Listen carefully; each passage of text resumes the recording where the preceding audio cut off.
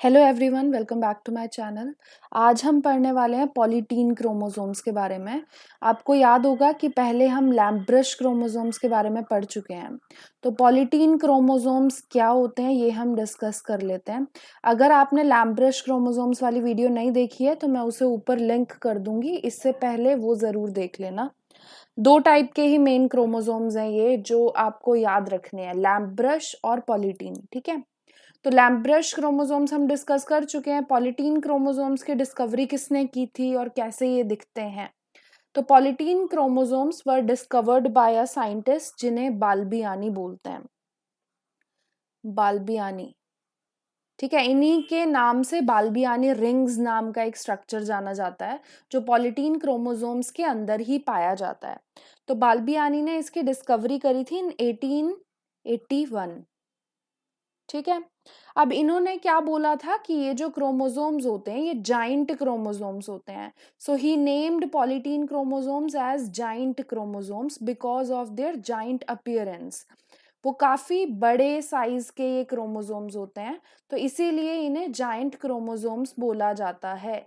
एक particular cell अगर आप देखोगे तो उसके न्यूक्लियस में जो क्रोमोसोम्स हैं वो काफी छोटे होते हैं।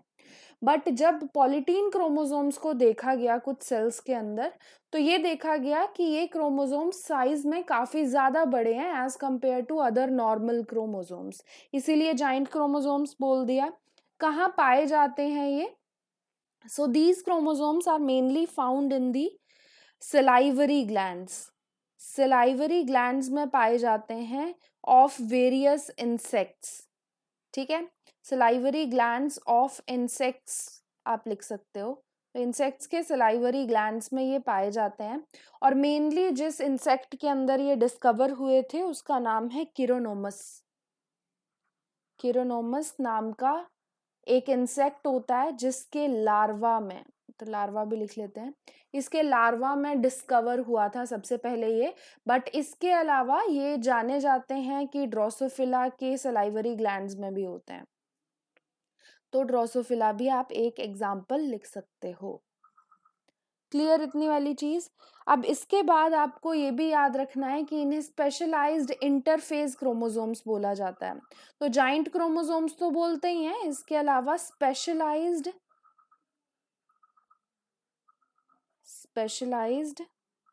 इंटरफेज क्रोमोसोम्स भी बोलते हैं। अब इनके अंदर क्या ऐसी स्पेशलाइजेशन है जिसकी वजह से ये नाम इन्हें दिया गया है? तो इनकी स्पेशलाइजेशन मेनली ये होती है कि ये क्रोमोसोम्स जो हैं वो एंडो रेप्लिकेशन शो करते हैं। एंडो रेप्लिकेशन का मतलब क्या है कि इनके अंदर क्या होता है कि सेल डिवीजन होती नहीं है बट क्रोमोसोम्स रेप्लिकेट करते रहते हैं। तो क्या होगा, क्या प्रोसेस मैंने आपको बताई उसे बोलते हैं एंडो रेप्लिकेशन। एंडो रेप्लिकेशन बोल सकते हो या एंडोमाइटोसिस टर्म भी इसके लिए यूज की जाती है। एंडोमाइटोसिस, एंडोमाइटोसिस बेसिकली एक ऐसी प्रोसेस है, माइटोटिक डिवीजन है जिसके अंदर सेल डिवाइड नहीं करता है बट जो क्रोमोसोम्स हैं वो रेप्लिकेट करते रहते हैं। तो आपको क्या चीज याद रखनी है इससे रिलेटेड, मैं यहाँ लिख देती हूँ। तो आपको ये याद रखना है कि इनका जो क्रोमोसोमल डीएनए होता है वो माइटोटिक रेप्लिकेशन शो करता है। माइटोटिक रेप्लिकेशन, माइटोसिस के दौरान जो रेप्लिकेशन वाली प्रोसेस है वो शो करता है, but the strands do not separate. Strands जो बनेंगे न्यू डीएनए के स्ट्रैंड्स, दो स्ट्रैंड्स डू नॉट सेपरेट, वो सेपरेट नहीं होते हैं और सिंगल सेंट्रोमियर पे ही अटैच्ड रहते हैं। तो आपको ऐसा सा कुछ स्ट्रक्चर दिखता है कि एक सिंगल सेंट्रोमियर पे बहुत सारे स्ट्रैंड्स जो हैं डीएनए के वो अटैच्ड हैं। ठीक है, तो मोर देन वन क्रोमैटिड यहाँ विजिबल होता है। नेक्स्ट चीज आपको क्या याद रखनी है कि जब भी इनकी स्टेनिंग की जाती है लाइट माइक्रोस्कोपी के लिए, तो कुछ चीज देखी जाती है कि अगर ये पूरा वो क्रोमोसोम की आर्म है तो उसमें कुछ रीजन्स होंगे जो डार्क होंगे, कुछ होंगे जो लाइट होते हैं। ये व्हाइट वाले लाइट रीजन बना रही हूं मैं, और रेड वाले जो आपको दिख रहे हैं ये डार्क वाले रीजन्स हैं। तो इनमें क्या डिफरेंस होता है? ये जो रेड वाले रीजन मैंने बनाए हैं इन्हें बोला जाता है डार्क रीजन्स या फिर बैंड बोलते हैं, और जो ये इंटर वाली जगह है, बीच वाली, तो इसे क्या बोलते हैं? इसे बोलते हैं इंटर बैंड।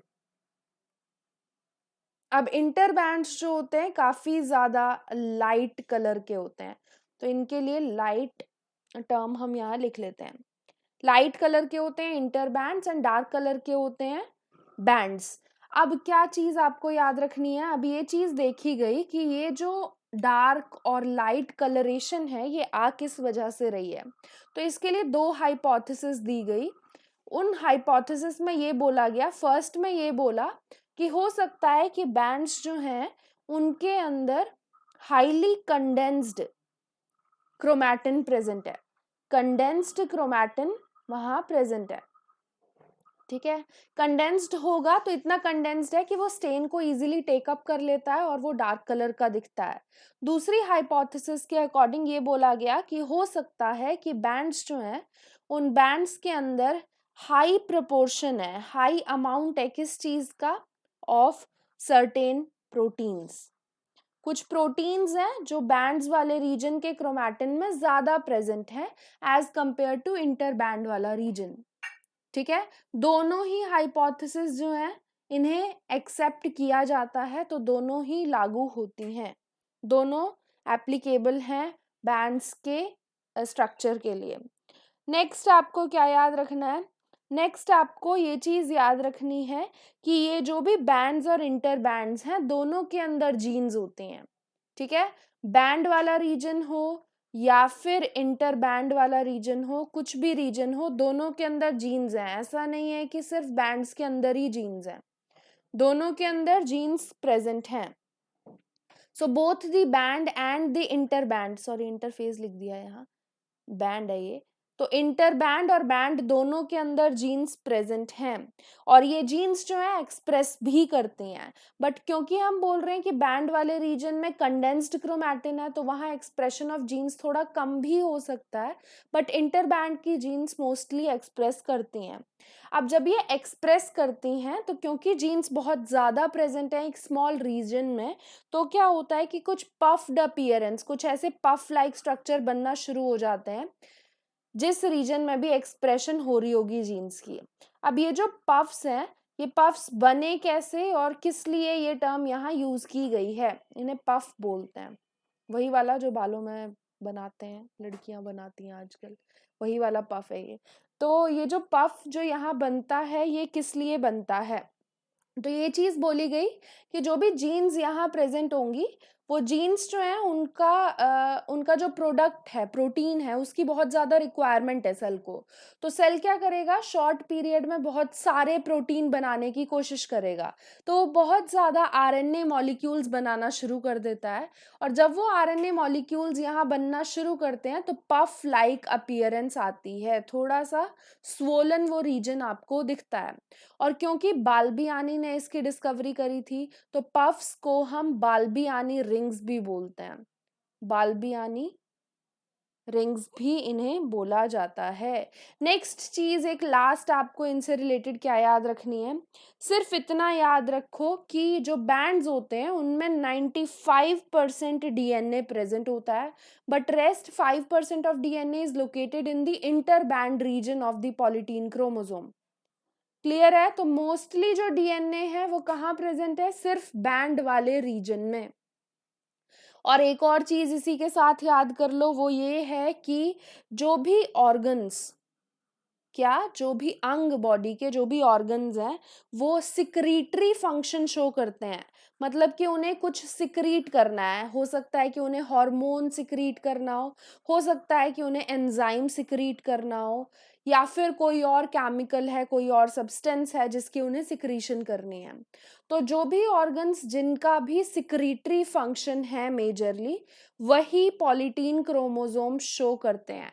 ऐसा इसलिए क्योंकि पॉलीटीन क्रोमोसोम्स में एक्सेसिव या इंटेंसिव आप बोल सकते हो, इतनी ज़्यादा आरएनए सिंथेसिस हो रही है, आरएनए ज़्यादा सिंथेसाइज होगा तो प्रोटीन ज़्यादा बनेगा, प्रोटीन ज़्यादा बनेगा तो सिक्रीशन किस चीज़ का होता है, प्रोटीन का होता है। तो जो भी ऑर्गन ज़्यादा सिक्रीटरी फंक्शन शो करते हैं उनके पास ज़्यादा पॉलीटीन क्रोमोसोम्स प्रेजेंट होते हैं। क्लियर ये वाली चीज़, ये सारी चीज़ थी पॉलीटीन क्रोमोसोम के बारे में।